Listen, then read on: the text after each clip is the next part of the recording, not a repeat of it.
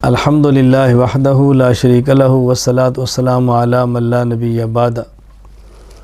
حضرت ابو ہریرہ رضی اللہ تعالیٰ عنہ فرماتے ہیں، رسول اکرم صلی اللہ علیہ وسلم نے ارشاد فرمایا، من قام لیلۃ القدر ایمانا واحتسابا غفر لہ ما تقدم من ذنبی۔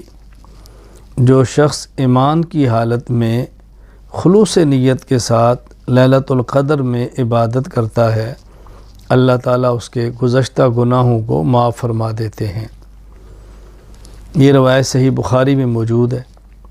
حضرت ام المومنین امی عائشہ رضی اللہ تعالیٰ عنہ فرماتی ہیں، رسول اکرم صلی اللہ علیہ وسلم فرمایا، تحروا لیلۃ القدر فی الوتر من العشر الاواخر من رمضان، کہ رمضان المبارک کی آخری عشرے کی طاق راتوں میں لیلۃ القدر کو تلاش کرو، یعنی 21، 23، 25، 27، 29، یہ 5 راتیں جو طاق راتیں بنتی ہیں۔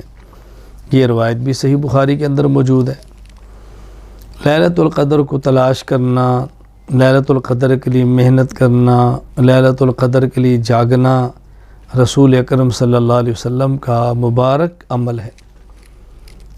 رسول اکرم صلی اللہ علیہ وسلم معصوم ہیں، پوری انسانیت کے سردار ہیں، اللہ تعالیٰ کے محبوب اور مقرب بندے ہیں، اس کے باوجود بھی تلاش فرما رہے ہیں۔ اس سے اندازہ فرمائیں کہ ہمیں کس قدر توجہ کے ساتھ لیلۃ القدر کی رات کو حاصل کرنے کے لیے محنت کرنی چاہیے۔ حضرت ام المومنین امی عائشہ رضی اللہ تعالیٰ عنہ نے عرض کیا، یا رسول اللہ، میں اگر اس رات کو پالوں تو مجھے فرمائے میں دعا کون سی مانگوں؟ نبی کریم صلی اللہ علیہ وسلم نے فرمایا، اللہم انک عفو تحب العفو فاعف عنی۔ اے اللہ، آپ درگزر کرنے والے ہیں، درگزر کرنے کو پسند فرماتے ہیں، میرے ساتھ بھی درگزر فرما دیں۔ یہ دعا مانگنی چاہیے۔ یہاں جو بہت اہم بات ہے اس کو ذہن نشین فرما لیں کہ نبی کریم صلی اللہ علیہ وسلم نے لیلۃ القدر کی رات عبادت کرنے پر اور خصوصاً لیلۃ القدر کے قیام پر جو مغفرت کا وعدہ فرمایا ہے، اس میں 2 چیزیں فرمائی ہیں۔ نمبر 1 ایمان، نمبر 2 احتساب۔ ایمانن کا معنی ہے عقائد کا ٹھیک ہونا، احتساباً کا معنی ہے نیت کا ٹھیک ہونا۔ معلوم ہوا کہ جس طرح ریا، شہرت اور دکھاوا عمل کو برباد کر دیتا ہے، اسی طرح عقیدے کا خراب ہونا یہ عمل کو تباہ کر دیتا ہے۔ میں اس سے سمجھانے کے لیے اس سے بڑھ کر ایک بات کہنے لگا ہوں، عقیدہ فاسد ہو، عمل بنتا ہی نہیں ہے۔ عقیدہ ٹھیک نہ ہو تو نیک عمل شماری نیک عمل نہیں ہوتا۔ پہلی شرط ہے کہ عقیدہ ٹھیک ہو۔ عقیدہ ٹھیک ہوگا تو اس کے نامہ اعمال میں بطور نیک عمل لکھا جا سکتا ہے، نیک عمل بن سکتا ہے، عمل صالح شمار ہو سکتا ہے۔ اب ٹھیک نیت کے ساتھ ہے تو قبول ہو جائے گا، اگر ٹھیک نیت نہیں ہے تو قبول نہیں ہوگا۔ تو ایک ہے کسی عمل کا نیک عمل ہونا، ایک ہے پھر اس کا قبول ہونا۔ تو نیک کسی عمل کے عمل صالح بننے کے لیے بنیادی چیز عقیدہ ہے، پھر اس عمل صالح کے قبول ہونے کے لیے بنیادی چیز وہ نیت کا ٹھیک ہونا ہے۔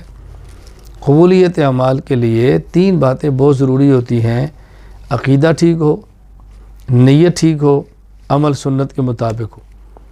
عقیدہ ٹھیک نہیں ہے، عمل صالح ہی نہیں ہے، سنت کے مطابق نہیں ہے، عمل صالح ہی نہیں ہے۔ اور اگر عقیدہ ٹھیک ہے، عمل سنت کے مطابق ہے تو عمل تو صالح بن گیا ہے، لیکن چونکہ نیت ٹھیک نہیں ہے تو قبول ہی نہیں ہوگا۔ اس لیے اس بات کا خیال رکھنا بہت ضروری ہے۔ باقی میں عرض کرتا ہوں، اگر رات بھر قیام نہ کر سکیں، نوافل نہ پڑھ سکیں، تلاوت زیادہ نہ کر سکیں، اذکار زیادہ نہ کر سکیں، عشاء کی نماز جماعت کے ساتھ پڑھیں، 2 رکعت سنت پڑھیں، 20 رکعت تراویح پڑھیں، 3 رکعت وتر پڑھیں اور سو جائیں۔ گناہ نہ کریں، فضول گپے نہ لگائیں، غیبت نہ کریں، اور صبح تہجد پڑھ لیں، سحری کھا لیں اور اپنے دیگر اعمال کے اندر مشغول ہو جائیں۔ اللہ تعالیٰ سے امید ہے اللہ تعالیٰ رات عبادت کرنے کا اجر عطا فرما دیں گے۔ اس لیے اس رات کو بہت قیمتی بنائیں اور قیمتی سے قیمتی بنائیں۔ یہ جماعت اہتمام یہ مردوں کے لیے، خواتین کے لیے تو مسجد کی تراویح بھی نہیں، مسجد کی جماعت بھی نہیں، مسجد میں آ کر فرض نماز کی جماعت بھی نہیں۔ خواتین کا تو گھر کا معاملہ ہے، افطاری کرائیں، اس کے بعد کچھ وقت کے بعد عشاء کے فرض پڑھیں، سنت پڑھیں، تراویح پڑھیں، آرام کریں۔ شوہر نے، بچوں نے تراویح پڑھ کے آنا ہو، کوئی تقاضا ہو تو تیار کر کے کھلائیں، نہیں ہے تو آرام کریں، صبح اٹھ کے تہجد پڑھیں، سحری تیار کریں۔ انشاءاللہ اللہ کی ذات سے امید ہے اللہ تعالیٰ لیلۃ القدر کا اجر عطا فرمائیں گے۔ بہرحال اس رات کو ضائع نہ کریں، زندگی میں کبھی کبھی آتی ہے، نہ معلوم آئندہ رمضان میں جئیں گے یا نہیں جئیں گے، اس دنیا میں ہوں گے یا نہیں ہوں گے۔ اللہ تعالیٰ ہم سب کو لیلۃ القدر کی نعمت عطا فرما دے۔ وآخر دعوانا ان الحمد للہ رب العالمین۔